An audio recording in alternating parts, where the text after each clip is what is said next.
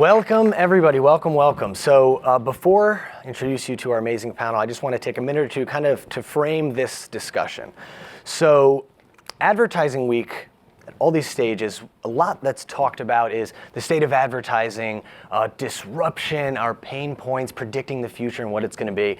And that's very important, but we're going to talk about something a little different, and that's us. That's us in the workforce of advertising. That's how do you reinvent yourself? How do you reinvent your career? I hope that we're all in agreement that technology, emerging media platforms, they are evolving and adapting at absolute breakneck speeds. So how do you reinvent yourself, whether it's just at your job, being an entrepreneur? And that's why we assembled this panel. I have an industry icon, we have a creative who's taken an awesome path, we have an entrepreneur, and we wanted to hopefully give you some advice, learn of the successes and some of these spectacular failures that happen along the way. Before I kick it over, I'll start with just a quote that kind of, I think, will be peppered throughout this day. Ayn Rand said, the reality is, the question is, it's not will you let me, it's who's going to stop me. And I think bravery is a theme that the Ad Club has throughout this advertising week. And I think throughout this panel, you're going to start to see that when you reinvent yourself, there is no one that's going to hold your hand or tell you where to go. You have to kind of bravely go through that path. And my three panelists have done that, and hopefully we can learn from that. So I'm going to kick it off with a question where you can introduce yourselves. If anyone in this crowd popped on Netflix and saw your biography as that thumbnail and scrolled over to it, an auto-playing trailer would start. So I'll start with you, DJ. What does that 3-minute auto-playing trailer of your career say? Wow, well, I don't know if I'm going to speak like it's written in Netflix. They go a little over the top. In a world. Oh, yeah, exactly. I don't think I can do that right now. But yeah, I started in very traditional advertising. I started at McCann, working on brands like Nikon, Jose Cuervo, MasterCard, doing very traditional media. And I gradually shifted digital. So then I moved to Gray after that, working on a bit more digital, and then AKQA after that, which was just solid digital. Building out experiences like the Nike NBA Connected Jersey, Nike New York City Marathon, launching Beats Studio 3 Wireless. And I really liked digital. As we all know, the whole world is going digital. So I wanted to kind of go more extreme than that. So I actually left agency world and joined a startup. It's called Perksy. It's an app where you get stacks of questions, you get points for every question you answer, and then you can cash those points in for gift cards, subscriptions, experiences. So one of our clients is Cirque du Soleil. You can actually cash your points in to be in a Cirque du Soleil show. So basically making surveys not suck. That was my challenge, and that's what we've been working on building. So that's my Netflix in a world, I guess. That's good. I love it. All right, the Sarah Ivy story. Okay, I'm going to play your game full on. Are you Yes, ready? all right. Okay, all right. Sarah Ivy, no hashtag required. Picture this. A young Canadian plucky girl from a small hometown claws her way up the corporate ladder, doing everything from billing, answering the phones, hiring models, blah, blah, blah, blah. Fast forward 25 years. She is Global Chief Strategy Officer of Initiative Media, flying from place to place, teaching people 30 countries, 25 markets, blah, blah, blah, blah, blah. Corporate restructuring. She's sent back home, and she has to reinvent herself, clawing her way back up the corporate ladder to find out that that was where she always belonged. Oh, man. Beautiful. All right, wonderful. You go last from now on. I produced a movie for Netflix, and on one of our calls, they told me that they were going to craft the thumbnail depending on who the viewer was. Yeah. So that's what I'm going to do now. Mine starts off, it says Hollywood story, and then it zooms out of Hollywood to reveal that you're in Hollywood, Florida, where I was born. And I'm a Floridian. So, flash to me, being the local church videographer and the guy being like, you'll never get into film school. Then I'm at NYU Film School, smoking weed with my buddies. And they're like, and I'm like, we're in the Hayden Hall on the 5th floor, and I meet a guy, and I'm like, we should call this thing Hayden 5. That was almost 15 years ago. Flash forward, I'm directing rap videos, your sound effect, making some commercials. And then through years of pivoting and maturing, and it's somewhere along the way, there's like a get in shape montage, like stop smoking cigarettes and start going to SoulCycle and whatever, and and then you're, next thing you know, I mean, you're control, you're kind of overseeing a lot of people, millions of dollars, and somebody calls you an industry titan, and here we are. Yeah. Fun. Good That time. was great. I mean, I would watch all 3 of those films, so I was impressed. That's awesome. All right, let me ask another question that I'd love everyone to answer, and then I'll get a little more specific with each one of your expertises and your actual journeys. This is a question I want to ask because I feel like with any success story, with any career, it feels like this gradual change. It's not like the cataclysmic moment, but that's a question I want to ask. Is throughout your careers, what was that moment that you realized, I'm going to start Agents of Necessity, I'm going to leave AQQA? Like, it's generally a gradual buildup, but be able to jump off that cliff and actually do it. Sometimes you can get back to the moment and that one piece that says, okay, you know what? I'm just going to do it. I may not know the answer, but I'm going to get there. Can any of you name, and it doesn't have to be that one singular moment, but a moment in your career where you said, okay, I am going to jump?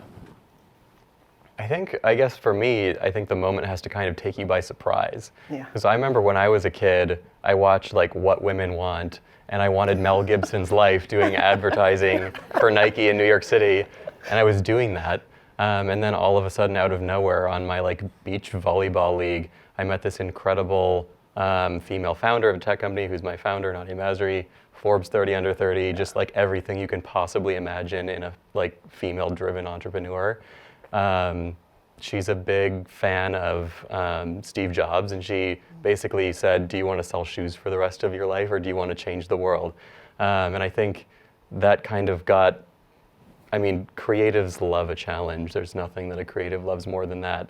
And being able to really carve out something interesting, like I can do Nike, which is very established, or I can like take market research, which is like the world's most boring industry, and try and make it relevant. So I guess it was a surprise for me, and it was a challenge. That was the moment for me, I guess. Awesome. Sarah, what about you? It's that moment when you realize that you could really own something. And I'm not talking specifically about starting your own thing, but it's even just meeting somebody completely different and realizing that the next step in your career could be something that could be yours, right? And that's that sudden thing of, oh yeah, I can see myself over there. And I guess that's the real pivot for me, is when you can see yourself in that path, in that moment of clarity. I think that's great. When I look back, that's what everything was about.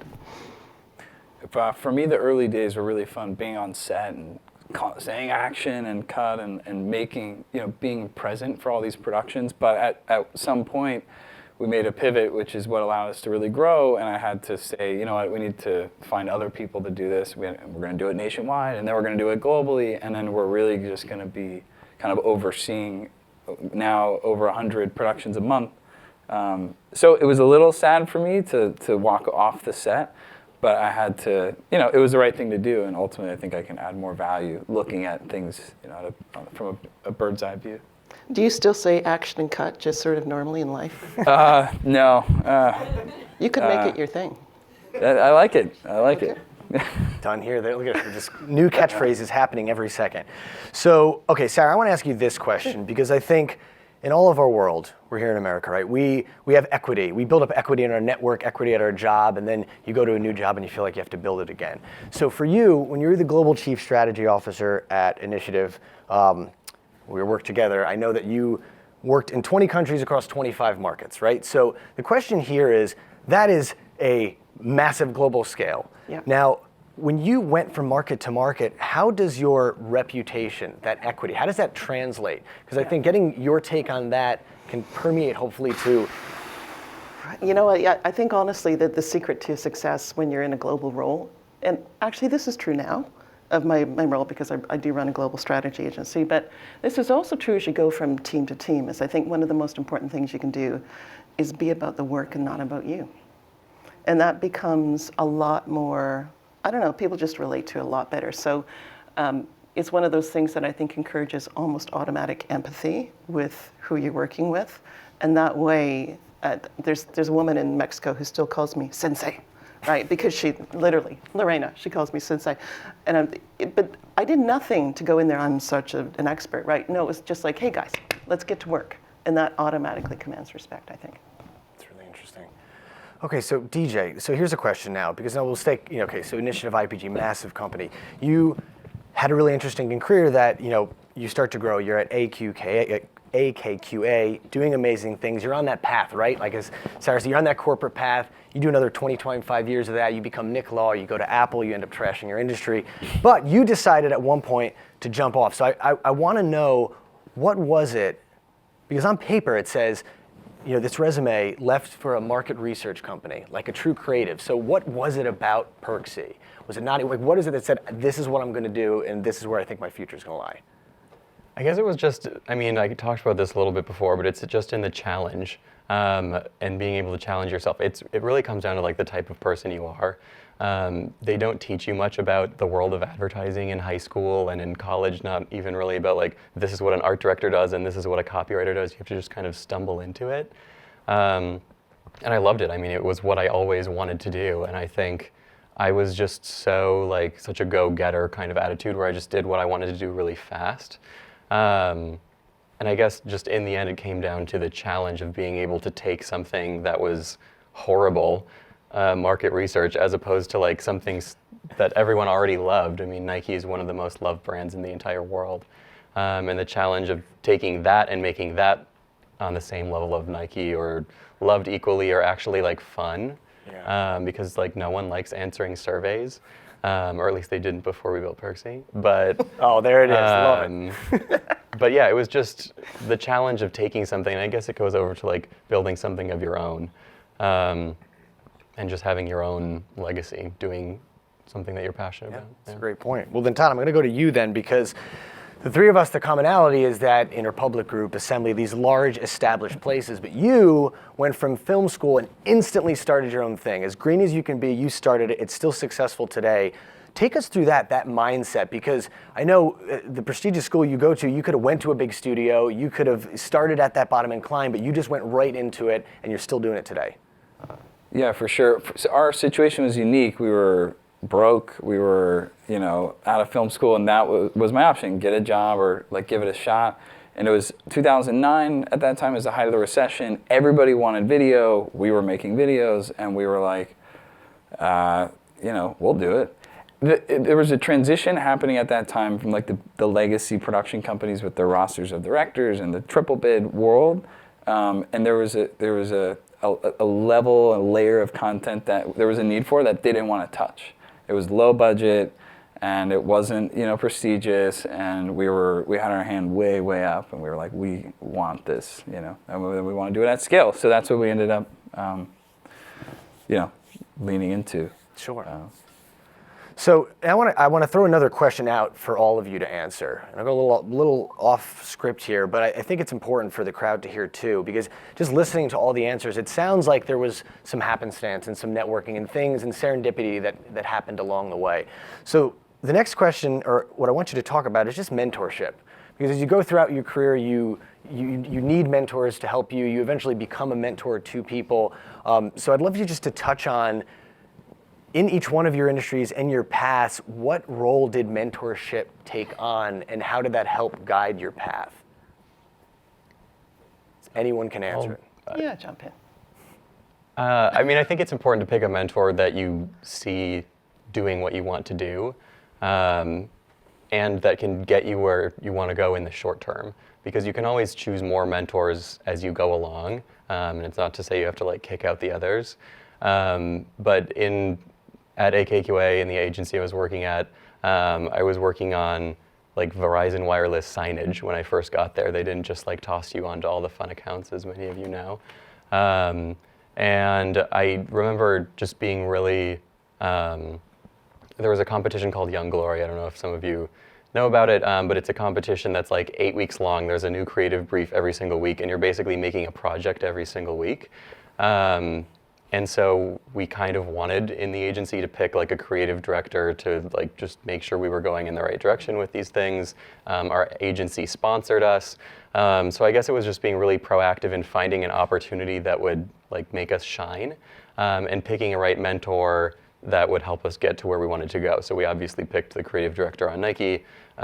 We looked really good. We won a bunch of awards, and in the short term got exactly where we wanted to go. So I think it's important to choose those short-term mentors, but also those long-term mentors. Great answer.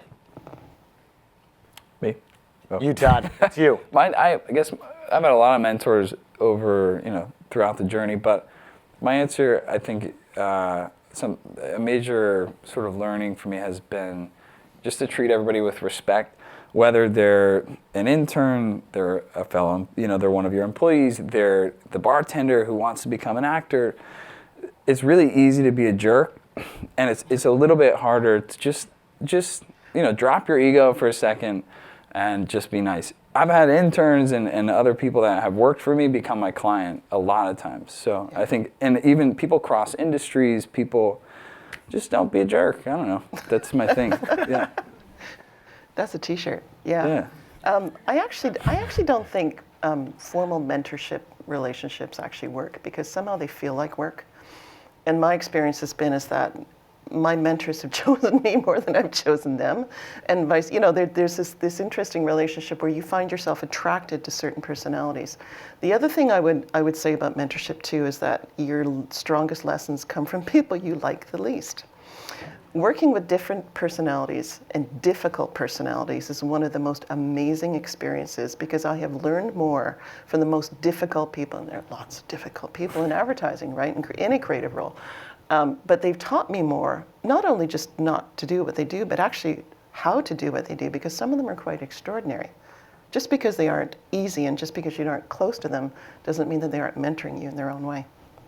That's a great answer. Well, let's go right off of that then. So there's mentorship, and now there's actually growth. Because we talk about this tech and media and how it constantly evolves. I'll start with you, DJ, on this one, and then I'll open it up to the group in a little more broad way. But as a creative, so in the yesteryear of advertising, if you wanted that inspiration, you'd see the JWT, the Ogilvy spot, and borrowing ideas. But in 2019, with the TikToks and Twitters and Reddits of the world, like, where do you constantly hone your craft of creativity? Like, what are your sources of inspiration? I think there's a saying that goes, the internet was an escape from reality, and now reality is an escape from the internet. So I, as much as I possibly can, draw my inspiration just from the streets. Street art in the East Village, just human behavior, watching on the train how people use TikTok, what they're using Snapchat for this week, because Snapchat is kind of all over the place. They've found their area now, I think, with the real friends thing that they've got going on. But honestly, just human behavior is what inspires me the most. Watching how people interact with each other, interact with their phones, interact with the world around them, with outdoor ads. Do they see them? Do they not? Why don't they? Because I think if you base something on an innate human behavior, then you will at least be able to relate to people. You may not be able to sell them the pair of shoes you're trying to sell them, but you'll grab their attention on an intimate, personal level. That's a great answer. Now, opening up to Sarah and Todd, for you, how crafts are different, obviously, with strategy and production, but what are the tips and tricks to constantly learn, right? To constantly learn, not only just to change yourself, but just to better yourself. I think you have to challenge your own assumptions about a lot of the things that you think are true, right? That's the only way to really keep fresh. So, and again, this comes down to negative experiences. Negative experiences are one of the most important teaching moments that we can have, right? When did that presentation go sideways? That client really doesn't like you, right? All of these. I remember somebody in Mexico going, I was in front of this guy, and I think maybe he was just holding his cards close to the chest. I'm like, no, he didn't like you. No, sorry, he's crushed. But I'm like, here's what happens, right? You're not going to win them all, right? It's learning from those negative experiences and pulling out what was positive about them that I think is one of the most interesting pivot. And I completely agree with DJ, and we've got some friends in the audience who've heard me say this. You're always in the field. You're always learning. As long as you keep your eyes open and you keep observing what you see in front of you. I had a 40-minute Uber ride here. And this guy's into muscle cars. We talked about finishes. We talked about vinyl wraps. We talked about how he grew up. Well, we got deep in 40 minutes. But you know what? I learned something, right? I learned that Chargers are really quite sexy. Yeah, and 22 wheels don't go so fast. Anyway. Mine is about feedback. Like we implement a lot of just like post-mortem calls and conversations with our clients, big and small, because we do so much volume that it's really easy just to hand off a job or hand off media and say, call us back. And then looking for that feedback in places where you might not necessarily go to first, from the member of the team who's used to just fulfilling an order, making the cheeseburger and sending it down the line. I like to hear what they have to say and see if there's anything we can do to improve our process.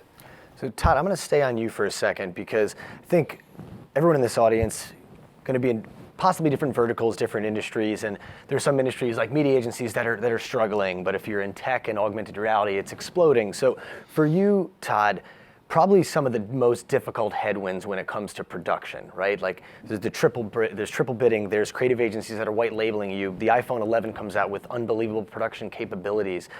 How do you, A, stay positive, B, fight through all of that and still come out on top? Because in your world, it's one of the most difficult things. It doesn't look like there's even a light at the end of the tunnel. You don't give up, you keep going forward. What's your mindset as you go through that? Sure, my business has grown year after year, and really, big ways. But I think because we found a really unique niche and vertical in the production space, we do volume. We know how to make a little money off a lot of volume.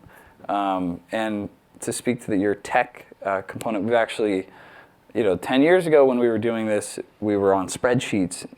6 years ago, we actually started building out a proprietary CMS that's like an internal kind of ERP software that lets us do all this at scale, boring stuff, but we have had to adapt in those ways.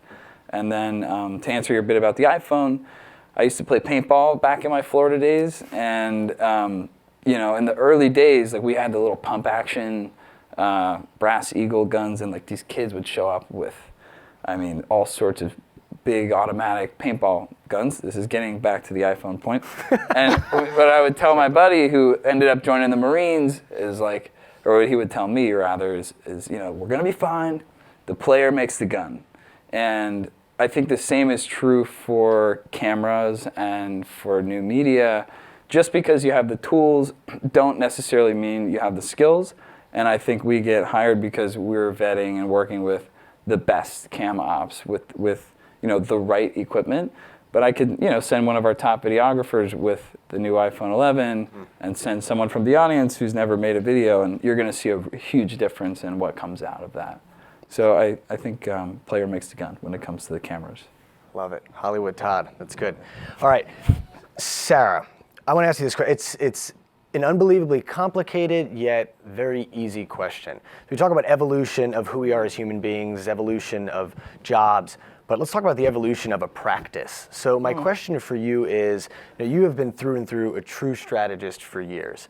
And we think about culture, technology, all these trends. My question for you is, it's almost 2020 now. What is strategy to you? Well, I'm going to answer the question a little bit differently. So the state of strategy, let's say right now, is woefully undervalued, I think, in most organizations globally. It's not paid for. It's not in a P&L anywhere. It is pivotal to practically everything that we do. But here's my hope, okay? Because we're creeping up into 2020, and one of the most underappreciated aspects of what's going to happen across all of our industries is the impact of artificial intelligence. Not algorithms, not machine learning, artificial intelligence. What that means is that the impact on strategic skills will actually become the gold, because you're looking at people who can actually look at multiple data sets and come up with great insights, and that's something that machines are very, very far away from. So I think that's my hope, is that strategy will become one of those wonderful components that actually enable us to do far more. It's a great answer.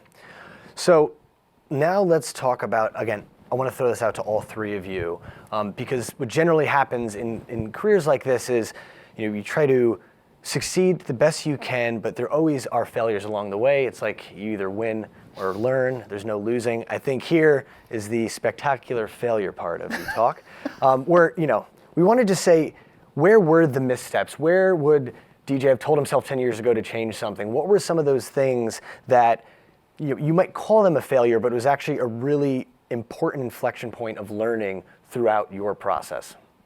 And anyone can answer, but we want to hear from all. I got one right off the bat. Sounds like I'm ready. I got a bunch of them. But for about 4 years of our journey as Hayden 5, one of our primary service was known as Man with a Cam, which is a totally different name, different brand, everything. And we started getting feedback that from clients and vendors about the man part of Man with a Cam. They're like, do you only hire men? And should it be woman with a cam? And rather than just, telling everybody like it's just a name, we actually took the time to survey all of our important clients and a lot of the people we work with, including a lot of our female vendors, and we're like, how does this make you feel? And a lot of them were like, not great. So we ended up getting rid of Man with a Cam altogether. It was a huge rebranding effort. It cost a lot of money, a lot of time. But I don't necessarily think that it was wrong for us to initially call it that. It was never with the intention of making it a man-woman thing. It was just kind of sounded rhymey. But I think what we did do, was listen, talk to people, and instead of trying to force it, we changed. And now we're back to Hayden 5. So. Awesome. I have so many failures, it's hard to pick just one. We had an epic media pitches. If anyone's on the media side of the business, they go on for months and they are exhausting. And we had this absolutely epic pitch where we ended up, there were 5 people flown in from all across the world. There were 4 CEOs in the room. There were 19 people. There were printers. And the series of sort of last minute, just an almost literally car crash. We had to have things reprinted in 2 hours to make the presentation. Somebody was driving from Boston with the folders. I was in a car with 3 of the CEOs, and we were calling a retail consultant to get briefed on the way into the pitch. And it was just one of those things where all of these terrible things were happening. We were parked in the parking lot, finishing the call. There's a road rage incident in front of us where a 70-year-old man punches it. Just everything that could have gone wrong did. And we walked into that thing and we were all shattered, and we were just sort of doing the Chaz dance and just trying to make sure that no one noticed that the books still weren't there, and the books were quietly delivered 10 minutes before, and we all sat down and we all presented. You know what? We won. But we lost because we won in the room, but we lost because we didn't follow up. We got them all excited about it. All of that energy, all of that passion, all of that ridiculous driving all across the country, the fist fights, the cursing, we lost it because we took our foot off the gas, literally, right? And that was a real lesson for me, not to give up. Even if you think things have gone seriously sideways, just keep your foot on the gas. Great answer. What do you got? Well, advertising people love awards, so I guess I'll talk about that one. And in the end, it was something that actually cost me an award that I should have won, or I would have won. And I guess it comes down to just not believing in my ideas. There are times when you have to say, okay, fine, like I'll give this up. I'm not going to take this one to the grave with me. But in one competition in the Addies, we had a campaign that ended up winning a bunch of awards, and there was another side competition where you could only put like a certain amount of names on a certain amount of entries. And there was this one idea that I really, really liked. It was my favorite one, but there were kind of a feuds between like 2 higher up creative directors, where like one didn't really like the other, so they like kind of trashed their work, whatever. Long story short, I ended up being like, okay, fine, like you're right, I don't like that idea, even though it was my favorite, and I ended up not putting my name on it. I was able to put my name on it for the American Advertising Awards. We ended up winning gold and best of show. And in the other competition where we submitted the same project, I didn't put my name on it. And so I didn't end up getting an award credit in the end. And I guess it sounds weird and maybe superficial, but I think it really just comes down to believing in your ideas and not focusing on like inter-office politics, so much so that you let it take down your own idea that you're very proud of and you've worked very hard on. So That's a great answer. piggyback off that, and I'll give a failure as well because I don't want to leave you guys hanging. But similar to Pitch World, there was at Assembly, we were in Paris at a massive, massive pitch for a luxury brand. And there was an idea that I had for this brand that was a little, you would assume weird, but essentially I went from 35 of these high class clients and told them that they had to get into gaming and esports. And they loved Wimbledon, and I showed them like this geeky gamer, and I said, this is the Roger Federer of gaming, and you need to back him. And it was this really bold move, and what happened was when we inevitably lost that pitch, they cited that idea as one of the reasons that was just way too out there, and that thinking is not what they wanted, and it was no good. So a lot of the blame, I took on that blame of, oh my goodness, like such a big pitch we lost. But it was a learning moment, and 3 days ago, I got an email that they actually went full all on and invested in gaming. So it's that idea of like, you could have a great idea and they just don't realize it yet. Might be a bad idea, but as long as you like stick through it and hold your guns and don't regret it, it's completely worth it. What I want to ask now is personal brand and reputation. So we obviously live on this always on world. You know, Instagram, LinkedIn, Twitter, we're everywhere. And networking has taken on a completely different, it's a beast that it's hard to control, and you have to be everywhere and do everything. So my question to you guys is how do you manage your reputation throughout your career? What advice do you have to this audience of, you know, promoting yourself, you know, in a way that keeps you relevant, keeps you on top of things, but lets you do what you want to do and be who you want to be? My dad used to always say, nothing good ever happens after midnight. And I didn't believe him for a long time. But I recently heard, this is also going to where it's like, after 2-3 drinks, like, no real networking is happening. After that, let's be real. And like, nothing really substantial is going to come from you meeting one more person at that point. So I think about that a lot. It's like, you know, at that point, it's just fun. It's no longer a serious networking engagement. So, you know, I try not to find myself in those situations anymore like I did many times throughout my 20s. And yeah, that's it. I'm off social media for the first time in many years. Wow. It's so liberating, and I recommend it even for a little bit. It's nice. Yeah. I feel like you should have merch. You know, Yeah. nothing Don't be a good jerk. Yeah, exactly. Exactly. Reputation. Okay, so I'm not a great networker because I'm all about the work, and because, you know, you get the sense that it took a while. This is actually a skill that I had to learn when I went off on my own, is really because I had people to do that for me before. So learning how to do it yourself is actually one of the most interesting voyages, because you begin to learn that you could really become a slave to your own self-promotion, and that's actually a little bit soul-destroying, right? They tell us all about these things about, you know, when you click on, or no one likes me today. That thing isn't trending. What am I going to do? Right? You can't do that. What I've come to, you know, 4 years on after starting my own deal is that it's all about fewer, bigger, better, and that's true of the relationships that you create, as well as what you put out there in terms of points of view, right? So I don't write very often, but when I write something that I would want to read, because I think it's an important point of view, right? If I don't have anything to say, I'm not going to say it, right? Because everything that you do should be symbolic of who you are, and more importantly, be of service to somebody else. And that's maybe my personal networking philosophy, is that eventually you're going to be helpful to each other. And then you have another drink. What about you, DJ? I mean, I guess for a while, my biggest thing is always that I respect people, but I've made it a point not to idolize anyone.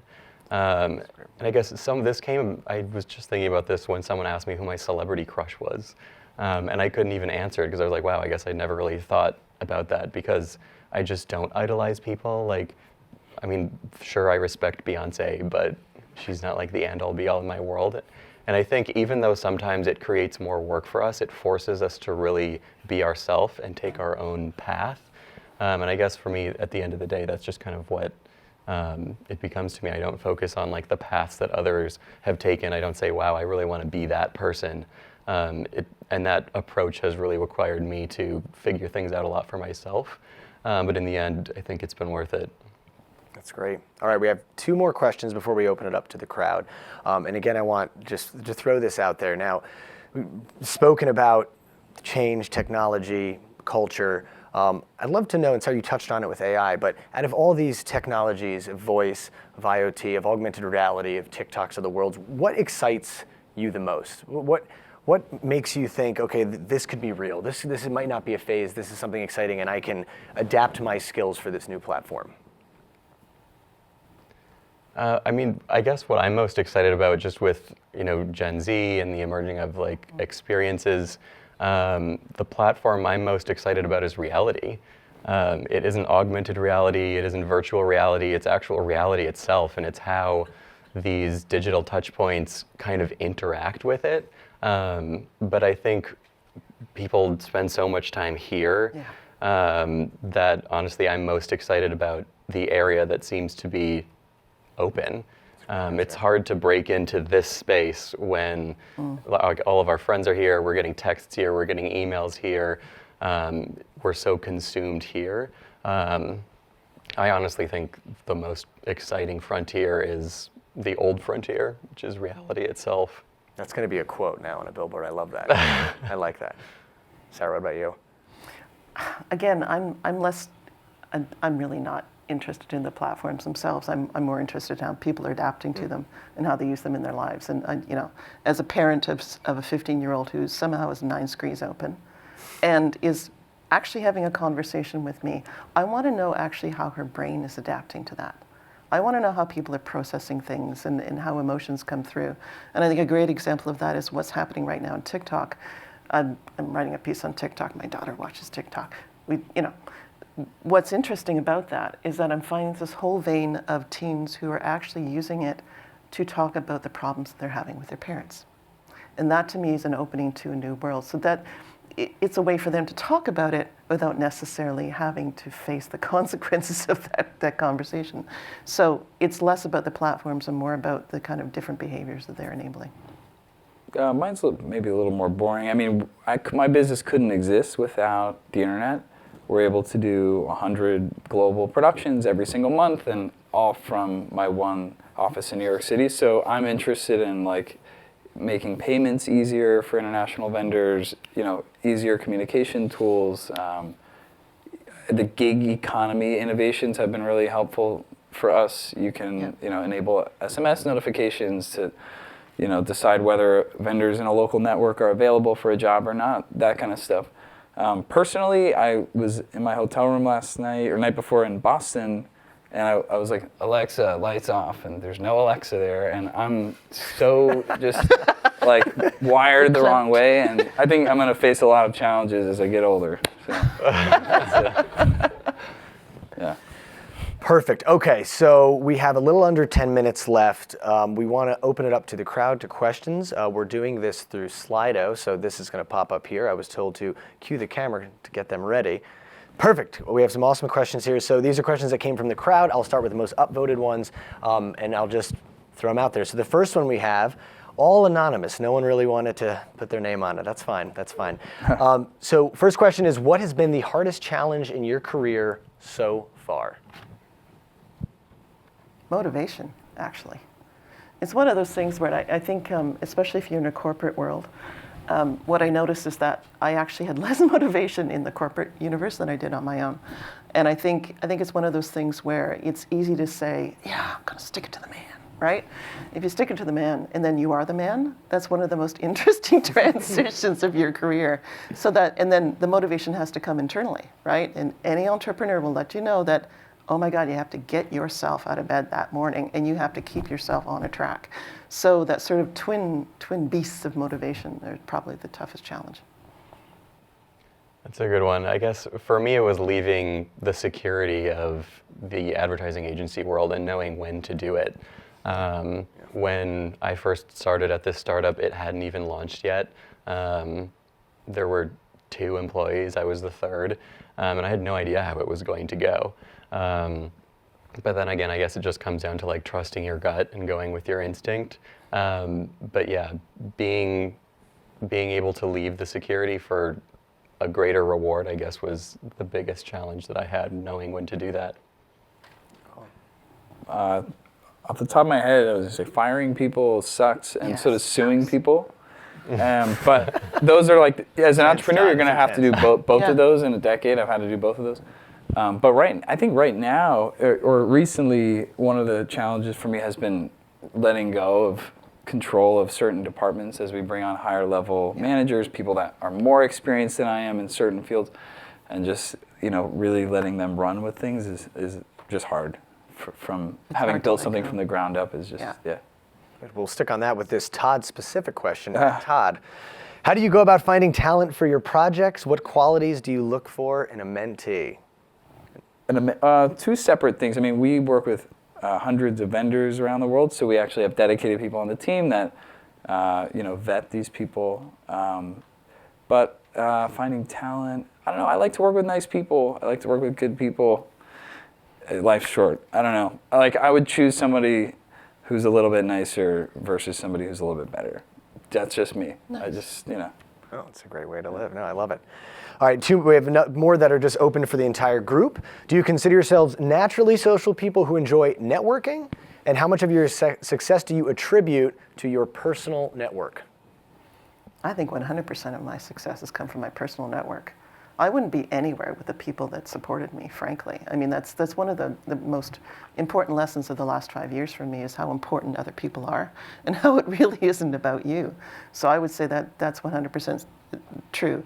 Am I a naturally social person? No, I left Brownies at the age of 7 because I just didn't want to hang out with those girls in brown uniforms. So, and when I was in high school, I actually had a phone phobia. All of this is a long, and you know what, it happens, right? I'm watching my 15-year-old go through the same thing. Socializing is actually a journey, right? Especially as you start to step out of your comfort zone. And your comfort zone, as you noticed, as you get older, as you progress in your career, it becomes wider, and it's a natural process. I hate networking. In situations where you're put in a room and there's an open bar and you're supposed to walk around and mingle, that's not my favorite kind of networking. And it's never been where I've met the most valuable people. I guess it just comes from not being, what? A rude, jerk. A dick, a jerk? Yeah. Not being a jerk. Don't be a jerk. In everyday life, and just meeting great people that relate to you, that have the same interests as you. That's my networking. I don't like all this upstairs with here, meet each other. I'm not as big of a fan of, but you're just selling. meeting It's people like you're selling yourself. It's like you have to just go sell, and that's just not being out. Coming to the same conference or coming to the same talk.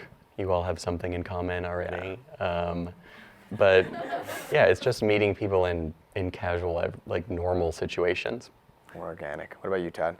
I would be lying if I said that I didn't have to network. Especially in the early days, divide and conquer, pound a beer and work the room and try to meet as many people as we can. I mean, that's what I had to do. DJs. I had to do it. But I think people can tell when you're faking it, and I don't think I'm a great networker. I think I'm great at just natural. I'm actually interested in people, and I'm the same. I get caught in these Uber driver conversations. I'm just exhausted from relating. The deep. Yeah. But I just like people, so I like to talk to a lot of people. But it is a really important part if you're client facing or if you're charged with biz dev. You gotta know as many people. I lecture the film school kids now back at NYU, and I'm like, you guys don't even know each other. This is what you paid, all this money for, is to work, meet the people in this room. So I'm a big proponent of just meeting everyone you can. Yeah, why not? Love it. All right, this one comes in from Anonymous. Were you leaders at an early age, or did you learn as time went on how to lead? For me, I just I was the only one who would do things, Oh, no one's doing this. Okay, I'll do it, right? It was one of those things where you sort of naturally stepped into it because no one else wanted to do it, and then you started to realize that you were actually quite capable of doing it. And as you go on, you just find that, again, stepping out of your comfort zone and doing something slightly more bold, and then the next thing you know, you're running an agency. And it was a really, really interesting journey. I talked about becoming the man. one of the craziest experiences is going from somebody who's in a team to somebody who's running an agency, because you suddenly have crossed that line. You're not their friend anymore. And you have to be okay with that, right? And you have to know when to draw the line, and you have to know when to leave the party, especially the Christmas party, right? But you're the responsible adult. You have to embrace that and be comfortable with that. I mean, for me, I don't even know that I've embraced being an adult, but I guess at an early age, I was just different. I didn't think of myself as a leader then. I think as you go on, you learn like leadership tactics and like how to be a respectful leader that like gets people to where it goes, like playing by, sometimes you have to play by the book rules because it's the best thing for everyone. And but yeah, I guess for me, I've just been different, and I've like learned these tactics as I've gone along. So I think just having siblings is a good start. I think the one child policy is never going to work if they're trying to take over. You got to have siblings. I don't know. I'm the oldest of 4 kids. Like you have natural, leadership lessons as an older sibling. Whereas You're the oldest? Yeah. Yeah. See? Birth order. Yeah. Awesome. All right, so there are a ton more questions. We only have a minute to go. I'll ask this last fun question because I love to ask it. It says a lot about your personality, so I'm just going to throw it out there. You guys have no idea what this question is going to be. Desert island, Amazon Alexa, or Google Home? What would you choose? Desert island, what? You're on a desert island. You can either have Amazon Alexa for the rest of your life or a Google Home. What would you choose? Oh God, can someone else go? I would choose neither. That's an answer. Yeah. If you're on a desert, then can There's you no order Wi-Fi. things? Very Can pragmatic. you plug it in? Like, That's why like deliver me some food, Alexa. Like, can you do? you can do whatever you want. It might not come, but you can do it. I'll go with Google Home because it's prettier. And I'll go with the coconut tree because at least I'll get water and food from it. I'm Alexa. I'm an Alexa person. Clearly. I like it. Yeah. Okay. Yeah, it's great. So that was our panel. I think if there's a theme to pull out of this, being a good person, Sarah with serendipity and everything, you've always focused not on the technology but on the human, and your story, DJ, of like the impact that Nadia had on you when you first met her. It seems like the underlining theme is it's the human being and the relationships. And if you're a good person and you go out there with energy and passion, that the universe in a way kind of repays you back. It's one thing that I've kind of seen as the underlining string here. So let's give a round of applause to our amazing panel.